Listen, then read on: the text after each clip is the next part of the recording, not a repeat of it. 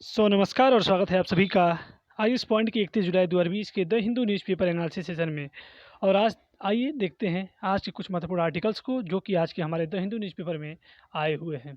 तो आज का जो हमारा सबसे पहला आर्टिकल रहेगा वो है she looks to save both animals and crops. यानी कि सुप्रीम कोर्ट ने एक एडवाइजरी जारी की है पिछले कुछ दिनों में या फिर पिछले कुछ वर्षों में की बात करें तो इनमें कुछ प्रमुख घटनाओं को ऑब्जर्व किया गया है। और ये घटनाएं कुछ इस प्रकार की हैं कि जैसे कि अगर बात की जाए कि मैन और एनिमल कॉन्फ्लिक्ट के अंतर्गत जो चर्चा है, तो ये बेसिकली आज का जो टॉपिक है वो ह्यूमन और जो एनिमल है इनके बीच का जो कॉन्फ्लिक्ट है, जो संघर्ष है, उसको पूर्णतः दर्शाया गया है इस पूरे आर्टिकल में।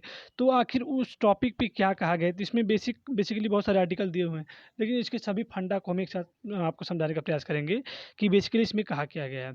देखिए, बात कहा जाए कि जो सुप्रीम कोर्ट है उसने यही कहा है कि एनिमल्स को भी सेव किया जाए और क्रॉप्स को भी, जो फसल है उनसे मतलब कि जो भी फसल को नुकसान पहुंचता है उसको भी मतलब कि सेव किया जाए। तो इन दोनों एस्पेक्ट पे एक ऐसे डिस्कशन हम एक बेहतरीन तरीके से कर सकेंगे। इन्हीं सब बातों की चर्चा इस आर्टिकल में कहा गया है कि आप दोनों को सुरक्षा करिए, क्योंकि ये दोनों चीज़ें ह्यूमैनिटी के लिए ज़रूरी है, मानवता के ज़रूरी है। और एक डेली यूजेस के लिए भी अगर क्रॉप्स ना रहे तो फिर मानवता का भी कहीं न कहीं पीछे चली जाएगी। और अगर जानवर जंतु नहीं रहेंगे तो पारिस्थितिक जो संतुलन है, जो हमारे इन्वायरमेंटल का जो बैलेंस है, पर्यावरण का जो बैलेंस है, वो भी कहीं न कहीं गड़बड़ा जाएगा। तो स्टार्ट करते हैं इसके पॉइंट को।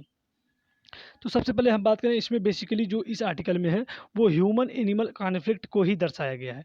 तो सबसे पहले हम आप सभी को बता दें कि एनिमल और ह्यूमन के बीच के जो कॉन्फ्लिक्ट है, जो भी कॉन्फ्लिक्ट होते हैं उसके रीजन क्या है। उसके बहुत सारे रीजन हो सकते हैं। जैसे आप जान सकते हैं कि expansion of human settlement into forest. हम जानते हैं मनुष्य एक विस्तारवादी नीति रखता है, विकासवाद की नीति रखता है। उसके तहत वो जंगलों की तरफ भी पलायन करता है, जिसके कारण अगर वहाँ पर उनके निवास स्थान पे अपनी कोई इंडस्ट्रियलाइजेशन भी करता है तो जिससे उस जानवरों के, वन्य जीवों के दैनिक जीवन पर भी इसका इम्पैक्ट पड़ता है, जिसके कारण उनके द्वारा भी मानव जीवन पर भी इम्पैक्ट देखने को मिलता है। यानी expansion of cities, industrialisation, railways, road infrastructure, tourism और भी बहुत प्रकार के कार्जेज हैं जो कि मैन एनिमल कॉन्फ्लिक्ट के लिए रिस्पॉन्सिबल है। यानी हम जानते हैं कि विकास की जो भूख है, बहुमूल्य वो हमारे बहुमूल्य वन्यजीवों को नष्ट कर रही है। और जानवरों के लगातार हो रहे शिकार और मानव एवं वन्य जीवों के बीच चल रहे संघर्ष ने कई अहम प्रजातियों के अस्तित्व को भी संकट में डाल दिया। ये अपने आप में फैक्ट है, संघर्ष है। किस किस टाइप का संघर्ष है, अब उसको हम डिस्कशन करने जा रहे हैं। बात करें कि wild life trust of India और यूपी गवर्नमेंट की एक नवीनतम रिपोर्ट के अनुसार मनुष्यों यानी कि ह्यूमन और एनिमल के बीच का जो टकराव है या कन्फ्लिक्ट है वो लगातार बढ़ रहे हैं, वो लगातार इंक्रीज हो, उनका डाटा लगातार क्या हो रहा है, हर साल इंक्रीज हो रहा है। तो इससे सबसे बड़ा कारण जो है इंसानी आबादी का बढ़ता दबाव है। इसका जो प्रमुख कारण है वो है इंसानी आबादी का बढ़ता हुआ दबाव। यानी कि वन्य जीव अपने प्राकृतिक पर्यायवास की तरफ स्वयं रुख करते हैं, लेकिन एक जंगल से दूसरे जंगल तक पलायन के दौरान वन्य जीवों का आबादी जो है आबादी क्षेत्रों में पहुंचना स्वाभाविक है। उनका जो है आबादी क्षेत्रों में पहुंचना स्वाभाविक है। तो ये आप लोग देखते होंगे कि अक्सर जो कभी कभी एलिफेंट्स हों या फिर कोई टाइगर्स हों, उनको रोड पे अक्सर देखा जाता है। तो इसका प्रमुख कारण यही है।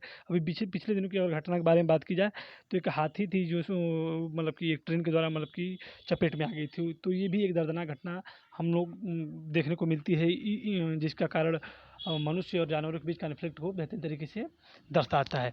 तो मानव एवं वन्यजीवों के जो बीच संघर्ष का जो यही मूल कारण है कि जो भी मूल कारण हमने ऊपर बताया उनको भी थोड़ा हम विश्लेषण करें उनका। तो विशेषज्ञों के जो वन विशेषज्ञ हैं उनके अनुसार मानव जनित या प्राकृतिक परिस्थितियाँ वन्य जीवों को मानव पर आक्रमण करने का को विवश करती हैं।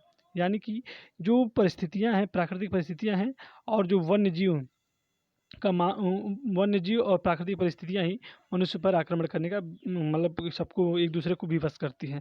और बदलते समय के साथ आबादी भी बढ़ी है, फिर हुआ वनों की अंधाधुंध विनाश, और इसका परिणाम भी सामने आया है, क्योंकि कभी न खत्म होने वाला मानव और वन्य जीवों के बीच संघर्ष।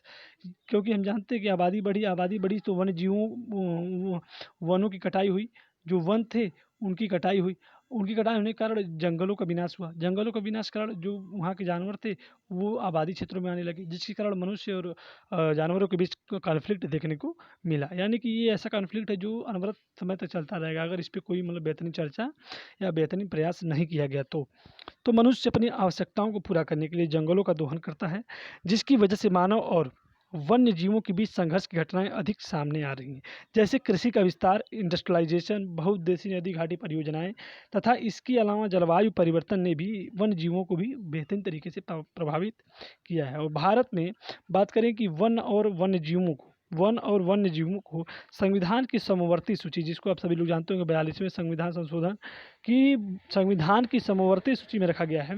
एक केंद्रीय मंत्रालय वन्य जीव संरक्षण संबंधी नीतियों को और उससे संबंधित नियोजन के संबंध में दिशा निर्देश देने का काम करता है, तथा राज्य वन विभागों की जिम्मेदारी है कि वे राष्ट्रीय नीतियों को कार्यान्वित करें। और हम जानते हैं कि वन्य जीवों के संरक्षण हेतु भारत के संविधान में 42वें संविधान संशोधन यानी कि 1976 ईस्वी अधिनियम के द्वारा 2 नए अनुच्छेद, और वे दोनों अनुच्छेद क्या क्या हैं, 48(1) और 51, यानी 48 और 51 दो नए संविधान में अनुच्छेद जोड़कर वन्य जीवों से संबंधित विषय को समवर्ती सूची में शामिल किया गया। यानी कि आप समझ सकते हैं कि संविधान में भी इसकी कंसर्न को दिखाया गया है, संविधान में भी इसकी उल्लेखना की गई है। तो यहाँ से आपको 2-3 टॉपिक्स आपको याद रखनी पड़ेगी। देखिए, इसमें जो भी डाटा है स्टैटिकल नॉलेज नहीं है, लेकिन हम जो आप सभी को बता रहे हैं उसको आप एक बार ध्यान से सुनते हैं तो वो आपको आंकड़ों सहित एक बेहतर नॉलेज को प्रोवाइड करेगा। यानी बात करें 1972 ईस्वी की, तो वन्य जीव संरक्षण अधिनियम पारित किया गया। तो आपको यहाँ से एक क्वेश्चन याद होना चाहिए कि वन्य जीव संरक्षण अधिनियम कब पारित हुआ, तो 1972 में वन्य जीव संरक्षण अधिनियम पारित हुआ। और वनाच्छादित क्षेत्रों के विस्तार और वन्य जीवों की संख्या में बढ़ोतरी के समानांतर मंत्रालय के आंकड़े बताते हैं कि जो हिंसक पशुओं के हमलों में भी मृतकों की संख्या बढ़ी है। यानी हिंसक जो जानवर जैसे टाइगर हो गया, शेर हो गया, फिर हाथी हो गया, एलिफेंट हो गया, इन सभी के द्वारा जो आक्रमण है, जो हमले हैं मनुष्यों पर, और उनके द्वारा जो होने वाली मृत्यु, उनके द्वारा जो भी डेथ होती है, उनमें भी इंक्रीमेंट हुआ है, उनमें भी बहुत बढ़ोतरी देखी गई है। अब थोड़ा सा इसके डाटा पर इसकी नज़र डालते हैं। तो अप्रैल 2014, यानी अप्रैल 2014 की बात करें, 14-15 की बात करें और 16-17 यानी 4 साल की अगर डाटा बात करें तो ओवरऑल हमको यही मिलता है। और ये क्या मिलता है हम पहले ये समझते हैं कि अगर हम बात करें डाटा की, तो 14 से लेकर 17 तक, अप्रैल 14 से लेकर 2014 तक और 2017 तक हिंसक वन्य जीवों के हमलों में लगभग 1144 जाने जा चुकी हैं, और जिसमें केवल 1052 हाथियों के द्वारा ही हमलों में हुई है मृत्यु। यानी कि ये देखिए, आपको ये डाटा याद होना चाहिए किसी भी मतलब इस पे स्टेटमेंट लिखने के लिए कि 1144 टोटल, कब से कब तक, 2014 से 17 तक, 2014 से 17 तक ये डाटा जो प्रस्तुत किया गया, इसके अंतर्गत टोटल 1144 जाने गई हैं हिंसक पशुओं के द्वारा, जिसमें 1052 है वो सिर्फ और सिर्फ हाथियों के द्वारा मतलब हिंसा देखी गई है। यानी मानव वन्य जीव संघर्ष के कारण ही साल 2014-15 की बात किया जाए, अगर 2014-15 की बात की जाए तो उसमें 426 लोगों की मृत्यु हुई थी, 14 से 15 के बीच में 426। और अगले ही साल यानी कि 2015-16 में अगर डाटा निकाला जाए तो उसमें 446, यानी कि आप देख सकते हैं कि इसके पहले 426 था, 46 हो गया। यानी कि इंक्रीमेंट हो रहा है साल दर साल। हिंसक पशुओं के जो आक्रमण है या फिर मानव और वन्य जीव के बीच जो संघर्ष है, उसमें कहीं न कहीं हमेशा बढ़ोतरी हो रही है, उसका डाटा हमेशा बढ़ रहा है। तो ये कहीं न कहीं अपने आप में एक चिंताजनक विषय है। तो निश्चित रूप से हम कह सकते हैं कि वन्य जीव संरक्षण बेहद ही महत्वपूर्ण ही नहीं बल्कि एक पर्यावरणीय अनिवार्यता भी है। लेकिन जब तक जंगल कटते रहेंगे और जब तक जंगल कटते रहेंगे, और हम जानते हैं कि जब तक जंगल कटते रहेंगे तब तक मानव और वन्य जीव के बीच संघर्ष भी बढ़ता रहेगा। और इस संघर्ष को टालने की बजाय इससे बचाव के हमें उपाय रखने चाहिए। इसको पूर्णतः हम समाप्त नहीं कर सकते, लेकिन इससे बचाने के कुछ प्रमुख उपाय कर सकते हैं। तो वो उपाय क्या हो सकते हैं, वो क्या क्या बातें हो सकती हैं, उसको डिस्कस करेंगे। तो ऐसे में बेहतर विकल्प यही है कि पर्यावरण के अनुरूप यानी कि पर्यावरण के अनुकूल ही विकास किया जाए। यानी कि जो भी हम डेवलपमेंट की जो इच्छा रखते हैं, मनुष्य विकासवादी मस्तिष्क के साथ पैदा हुआ है, तो जो भी हमारी विकासवादी नीतियाँ हैं वो हमारे पर्यावरण के अनुकूल हों। किसके अनुकूल हों? पर्यावरण के, वो परिस्थितियाँ हमारे पर्यावरण के अनुकूल हो और जिसमें मनुष्य और वन्यजीव दोनों ही सेफ रह सके, जिसमें मनुष्य, मैन एंड एनिमल दोनों ही सिक्योर रह सके, अपना अपना स्थान हो। यानी कि इस परिस्थिति को, मैन और एनिमल कॉन्फ्लिक्ट को पूर्णतः ख़त्म नहीं किया जा सकता, सिर्फ इसे मतलब बचने के उपाय किए जा सकते हैं। और उपाय यही है कि जो भी हम विकास करें वो पर्यावरण के अनुकूल ही विकास करें, जिसमें मानव और मनुष्य, जिसमें मनुष्य और जो वन्य जीव हैं दोनों ही सुरक्षित रह सकें। तो ये रहा इस आर्टिकल का बेहतरीन सार, और पिछले साल के कुछ डाटा के साथ मैंने आपको इस आर्टिकल संबंधी जितने भी ब्रीफ डिस्क्रिप्शन था आपको प्रोवाइड करा दिया। तो उम्मीद है कि आपको समझ में आएगा। देखते हैं नेक्स्ट आर्टिकल को। बात करें अपने नेक्स्ट आर्टिकल की, तो वो हमारे एडिटोरियल पेज से लिया गया है, और एडिटोरियल पेज का पहला आर्टिकल जिसका नाम है अलोंग रोड। और अलोंग रोड का मतलब क्या है? एक लंबा रास्ता। और क्या लंबा रास्ता, उसका मतलब क्या बेसिक है उसको पहले हम जानते हैं कि अभी 29 जुलाई को पिछले दिनों NEP यानी कि नेशनल एजुकेशन पॉलिसी 2020 एक नई शिक्षा नीति लागू हुई है, और इसके अंतर्गत अनेक प्रकार के प्रावधानों का वर्णन इस शिक्षा नीति में किया गया है। और इस शिक्षा नीति के द्वारा ये बताया जा रहा है कि जो भी पॉलिसीज़ हैं, यानी कि देखिए अगर हम बात करें गवर्नमेंट स्ट्रक्चर की, तो हमारी गवर्नमेंट की स्ट्रक्चर ऐसी होती है कि सेंट्रल गवर्नमेंट और उसके बाद स्टेट गवर्नमेंट। अगर सेंट्रल गवर्नमेंट को बेहतरीन तरीके से परफॉर्मेंस करना है तो उसको स्टेट गवर्नमेंट के साथ कोऑपरेट करके ही चलना पड़ेगा। या फिर अगर हम कहें कि दो, अगर विकास वास्तव में देखना है तो आपको सेंट्रल गवर्नमेंट और जो स्टेट गवर्नमेंट है इन दोनों की बेहतरीन मतलब कि कोऑपरेशन के साथ ही हम डेवलपमेंट की रास्ते को देख सकते हैं, डेवलपमेंट के सपने को पूरा कर सकते हैं। तो उसी संदर्भ में इस आर्टिकल में कहा गया है कि यदि आपको जो भी पॉलिसी आप लाए हैं उसके अंतर्गत अनेक प्रकार की अगर बात की जाए उस आर्टिकल में, तो जो भी आपने पॉलिसी लाए हुए हैं उसमें भी विवाद होने की कुछ स्थिति जो है बन सकती है। तो वो विवाद क्या क्या हो सकते हैं और उस पे क्या क्या समस्याएं हैं वो आपको समझना होगा इस आर्टिकल के अंतर्गत। लेकिन इस आर्टिकल का सार यही है कि बेसिकली हमको यही बताएं कि सेंट्रल गवर्नमेंट को जो भी नीतियाँ लागू करें वो स्टेट गवर्नमेंट की सहमति के साथ ही वो लागू करें। और भी बहुत सारी बातें की गई। हम जानते हैं कि अभी पिछले दिनों शिक्षा नीति लागू हुई है, जिसमें कि हम जानते हैं कि जो पिछला मॉड्यूल था 1986 वाला जो था मॉडल, जिसमें हम सभी जानते हैं कि 10+2 वाला सिस्टम था और जो अब तक चलता रहा 34 साल तक। अब जो मॉडल आ गया है शिक्षा का वो है 5+3+3+4। इस मॉडल पे शिक्षा हमारी निर्धारित की गई है। तो इन्हीं सब बातों का चर्चा इस आर्टिकल के अंतर्गत किया गया। तो ये बेसिक जानकारी हम कल के अपने डिस्कशन में जान चुके हैं ऑलरेडी। और यदि आप उसको नहीं देखे होंगे तो शाम को हमारा जो daily current affair analysis session के अंतर्गत आता है उसको आप देख कर राष्ट्रीय शिक्षा नीति के बारे में लगभग सभी एस्पेक्ट को समझ सकते हैं। स्टार्ट करते हैं इसके डिस्कशन को। तो यदि हम बात करें कि जो आज का हमारा यह आर्टिकल है वो हमारे नेशनल एजुकेशनल पॉलिसी 2020 से संबंधित है। यानी ये जो आर्टिकल हमारा है नेशनल एजुकेशनल पॉलिसी 2020 से संबंधित है। तो हम यही कह सकते हैं बेसिकली कि इसमें यही कहा जा रहा है कि जो भी बातें इस पॉलिसी में कही गई हैं, यानी कि जो NEP जो पॉलिसी हमारी है, इस पॉलिसी में जो भी कहा गया है वो काफ़ी मतलब कि सराहनीय है, काबिल तारीफ़ है। लेकिन फिर भी इस पॉलिसी में जो ये पॉलिसी है, यानी कि जो ये पॉलिसी है NEP, ये जो पॉलिसी है जो पॉलिसी है उसको अचीव करने के प्रोसेस में, इसको पूर्णतः मतलब अचीव करने के प्रोसेस में हमें एक लंबा रास्ता तय करना पड़ेगा, एक लंबा हमें रास्ता तय करना पड़ेगा। तो वही बात कही गई, ए लॉन्ग रोड, एक लंबा रास्ता। तो एक लंबा रास्ता तय करना होगा, यानी कि ए लॉन्ग रोड, वही बात इस आर्टिकल में कही गई। एक लंबा रास्ता है क्या, जो पॉलिसी लागू हुई, नेशनल एजुकेशन पॉलिसी जो लागू हुई है उसका मतलब इम्प्लीमेंट होना एक लंबा रास्ता है, एक लंबा प्रोसेस है। तो पढ़ते हैं हम इसको पहले स्टेटमेंट को कि the centre will have to convince state that the national education policy benefit all. यानी कि the centre will have convince, centre को कन्विंस करना पड़ेगा, किसको, स्टेट्स को, सभी राज्यों को, that the national education policy benefits of all. यानी कि जो किस बात के लिए कि नेशनल एजुकेशन पॉलिसी जो है सबके लिए फ़ायदेमंद है, इस बात के लिए हमारे सेंटर को सभी स्टेट को कन्विंस करना बढ़ेगा। यही इस आर्टिकल का जो सबसे बड़ा ब्रीफ है वही है।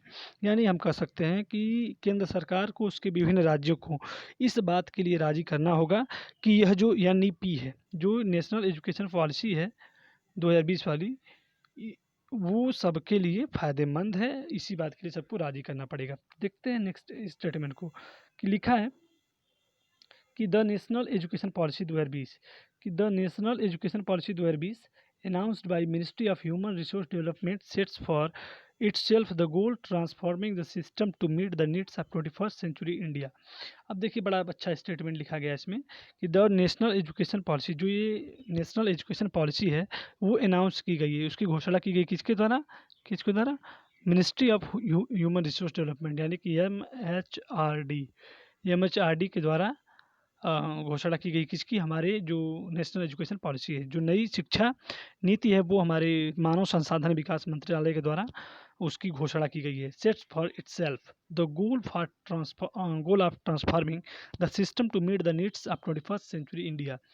और ये सेट्स फॉर इटसेल्फ, ये खुद के लिए सेट्स करता है द गोल, यानी कि जो नीति है, ये जो नियम है, वो खुद के लिए गोल निर्धारित करता है of transforming the system to meet, किसके लिए? Transforming the system the needs of 21st century of India, यानी कि 21वीं सदी के जो भारत है, 21वीं सदी का जो भारत है, उसकी सभी जो नीड्स हैं, उसकी जो भी आवश्यकताएं हैं, उन सभी आवश्यकताओं और वर्तमान में जो हमारी शिक्षा व्यवस्था है उसको वो उस आवश्यकताओं के अनुरूप ट्रांसफॉर्म कर सके, ये इस शिक्षा नीति का खुद के प्रति निर्धारित किया गया गोल है। यानी कि एक शब्द में हम ये समझ सकते हैं कि हमारी जो नई शिक्षा नीति है 2020 की, जिसकी घोषणा हमारे मानव संसाधन विकास मंत्रालय के द्वारा की गई है, इस शिक्षा नीति में खुद के लिए एक गोल निर्धारित किया गया है कि 21वीं सदी का जो भारत है उसकी जो भी ज़रूरतें हैं उसके हिसाब से वर्तमान शिक्षा व्यवस्था को परिवर्तित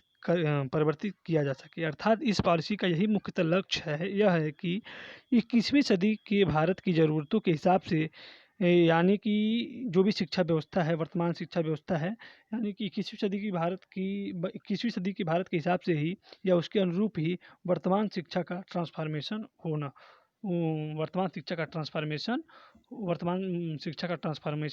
हो। In a federal system any educational reform can be implemented only with support from the states. देखिए आपके सामने ये स्टेटमेंट आ चुका है कि इन अ फेडरल सिस्टम। देखिए फेडरल क्या होता है आप जानते होंगे। फेडरल मतलब होता है आपका संघीय, और इसके लिए हमारा भारत देश फेमस है कि भारत में संघीय व्यवस्था है, क्योंकि द्विसदनात्मक व्यवस्था है यहाँ पे। जैसे बात करें कि जैसे कि दोहरी शासन व्यवस्था, जैसे कि एक सेंट्रल गवर्नमेंट है और एक है स्टेट गवर्नमेंट। तो जो फेडरल सिस्टम की बात की गई है, तो वही संघीय सिस्टम की बात की गई, संघीय प्रणाली की बात की गई है कि any educational reform can be implemented, कि कोई भी शिक्षा संबंधी रिफॉर्म, कोई भी शिक्षा से संबंधित जो भी सुधार हैं, can be implemented only with the support from the state. उसको इम्प्लीमेंट किया जा सकता है, यानी कि लागू किया जा सकता है किसके सपोर्ट से? स्टेट के सपोर्ट से। यानी कि जो बात करें अगर अपने संघीय सिस्टम की, जो हमारी जो फेडरल सिस्टम है, तो उसमें कोई भी जो एजुकेशनल रिफॉर्म है उसको इम्प्लीमेंट किया जा सकता है केवल सपोर्ट फ्रॉम द स्टेट्स, यानी कि राज्यों के सपोर्ट से ही। यानी कि हम कर सकते हैं कि बात करें संघीय सिस्टम की, तो उसमें कोई भी शिक्षा संबंधी सुधार को केवल उसके राज्यों के सहयोग से ही लागू किया जा सकता है। और नेक्स्ट लिखा है कि and the centre has the giant task of building a consensus on the many ambitious plans. And the centre has the giant task, giant मतलब होता है विशाल, बड़ा, मतलब कि मतलब कि अपने आप में बड़ा टास्क, कि जो सेंटर है, जो हमारी केंद्रीय सरकार है, उसके पास एक बड़ा कार्य है। किसके लिए? बिल्डिंग बनाने के लिए। कंसेनस मतलब होता है आम सहमति। क्या होता है? आम सहमति। कि जो हमारी जो केंद्र सरकार है उसके पास एक बड़ा कार्य है, और वो कार्य क्या है? कि आम सहमति को बनाना on the many ambitious plan, यानी उसकी जो भी एम्बिशियस प्लान है, जो भी मतलब कि महत्वाकांक्षी परियोजना है, उसके लिए सभी को आम सहमति निर्माण करना, ये सेंटर के पास एक विशाल काम है, एक बड़ा कार्य है। यानी आम सहमति बनाना अपने सभी जो नीतियां हैं उसके प्रति सबके लिए, तो ये अपने आप में सेंटर के पास बड़ा काम है, यानी कि और अब केंद्र सरकार के पास माने तो बड़ी चुनौती है, और यह है कि उसकी जो भी महत्वाकांक्षी योजनाएं हैं उसके लिए आम सहमति को बनाना। The policy the policy inter alia the policy inter alia aims to eliminate problems of pedagogy, structural inequalities, assess system and rampant commercialization। तो अगर हम बात करें कि द पॉलिसी इंटर आलिया मतलब एमोंग विथ अदर, कि द पॉलिसी जो नीति है, तो इस नीति में बात करें तो कई चीज़ों के साथ ही शिक्षा शास्त्र यानी कि पेडागोजी का मतलब होता है आपका, पेडागोजी का मतलब होता है शिक्षा शास्त्र, और स्ट्रक्चरल इनइक्विटीज और ऐसे सिस्टम ऐसे एसिमेट्रिक एंड रैम्पेट कमर्शलाइजेशन। देखिए ऐसे मतलब होता है, और सिमेट्रिक मतलब होता है आपका समानता, मतलब कि यहाँ पे जो इन दोनों वर्ड का मतलब है वो लगभग समानता को दर्शाता है। तो शिक्षा के क्षेत्र में जो भी समानता है वो सबके लिए मतलब बनाना, ये भी एक महत्वाकांक्षी योजना मतलब कि बड़ा टास्क है सेंटर के पास। तो हम ये कह सकते हैं जो ये नीति है, तो इसमें कई चीज़ों के साथ ही शिक्षा शास्त्र से जुड़ी विभिन्न समस्याओं को दूर करने का भी प्रयास किया गया, यानी जो ये नीति है इसमें कई चीज़ों के साथ साथ इसका एम है, गोल है एलिमिनेट प्रॉब्लम ऑफ पेडागोजी, यानी शिक्षा शास्त्र संबंधी जो भी प्रॉब्लम है उसको एलिमिनेट करना है, उसको हटाना है, और जो भी हमारी शिक्षा के संबंधित क्षेत्र में जो भी असमानताएं हैं और जो भी व्यवसायीकरण है, कॉमर्शलाइजेशन जो भी है उसको भी हटाना इस शिक्षा नीति का प्रमुख उद्देश्य है।